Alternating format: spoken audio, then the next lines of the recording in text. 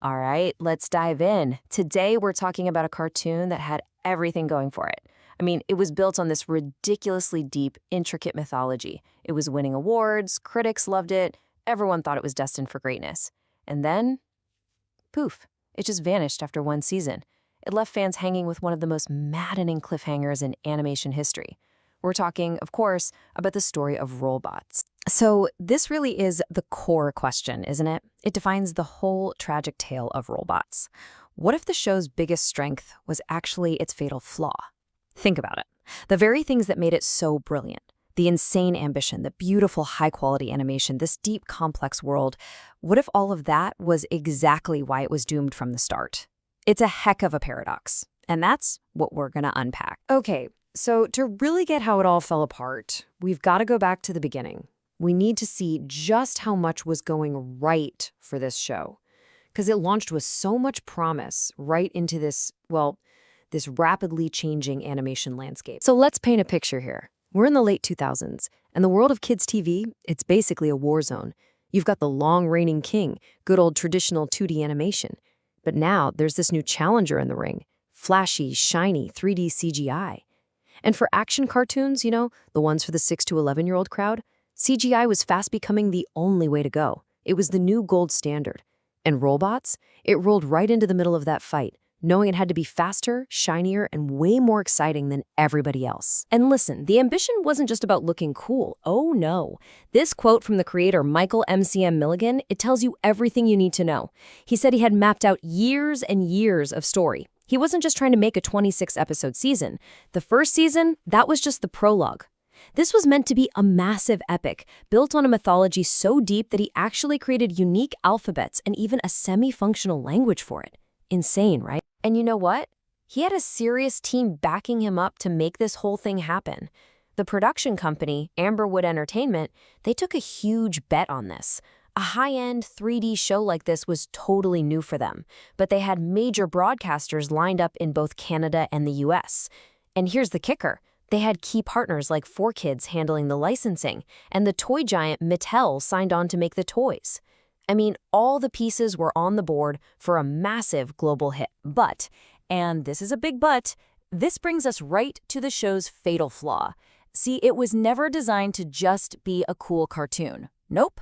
From day one, it was a massive, high-stakes gamble. It was conceived as a huge global franchise right out of the gate. Yeah, this was way more than just a TV show. They were building an entire ecosystem.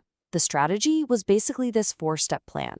First, the TV show gets the buzz going. That drives kids to an online game. That game builds up the hype for the Mattel toy line, which, and this is crucial, was the absolute cornerstone of the whole financial plan. Then you get a video game for the holidays. It was like a line of dominoes. Each one had to fall perfectly, which meant the show had to be a monster hit right away, no time to grow an audience. And all that incredible world building we talked about, it was all designed to fuel this franchise machine. The world, Flip City, was built around 11 different tribes. Each one had its own job, kind of like a fantastic caste system. You had the Kizatsu as the police, the Kuzuri as the medics, and so on. Every single tribe was a potential new toy, a new storyline, a new team you could join in the online game. The world wasn't just cool, it was practically built to be merchandised. So this is where we get to the real heart of the conflict. You have this incredible, creative, high-quality show, and it's on a direct collision course with the cold, hard financial reality of making it. And don't get me wrong, the quality was absolutely there. I mean, in 2009, Rollbots actually won a Gemini Award. That's basically the Canadian Emmy. And it won for Best Direction in an Animated Series. So this wasn't just some throwaway cartoon. People in the industry, its own peers, were recognizing it as being exceptionally well made. But that level of quality costs money. A lot of money. And this quote from the creator just says it all. Budgets conspired against us. That beautiful, award-winning, high-end CGI, it was ridiculously expensive. So while the show was a creative hit, it just wasn't bringing in the huge, immediate cash flow it needed to pay the bills. The budget basically became this giant anchor, dragging the whole project straight to the bottom. And so, right when the story was really starting to cook, really getting into high gear, the whole franchise just rolled straight into a brick wall. The end wasn't slow, it was fast, and it was a total shock. The timeline for how quickly this all collapsed is it's staggering. In early 2009, things looked amazing. Season 2 gets the green light. The creator is so confident that he writes this massive whopper of an ending cliffhanger because, hey, Season 2 was a sure thing, right? So that finale airs on December 1st, 2009, and then almost immediately, late 2009, they pull the plug. The whole thing just disintegrated in a matter of weeks. And that cancellation, it just left behind this graveyard of unanswered questions that honestly still haunt the fans today. Did Captain Pounder actually survive that fall? Was the main baddie, Vertex, really gone for good? What was our hero, Spin, gonna do now that he's a fugitive on the run? And the biggest question of them all, what in the world does it mean to be a member of the Zushin tribe? These aren't just little loose ends. These were the very foundation for the entire saga that was supposed to come next. And this is the line it all ended on. Captain Pounder, as he's falling to what looks like certain doom, shouts this absolutely world-changing revelation at Spin, a line that was supposed to be the key, the doorway into this huge new chapter of the story. Instead, it just became the show's final, incredibly frustrating words. That door didn't just open a crack, it slammed shut. Forever. So, what happens to a show like this?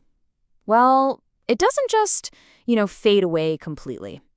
It leaves behind this really complicated legacy. It becomes a cult classic, for sure, but also a really powerful cautionary tale. There's actually a French term that just perfectly sums up the story of Rollbots. It's succès d'estime. It means success of esteem. And it describes something, a work of art, that gets all the critical praise in the world, but just doesn't make any money. It's not a commercial success.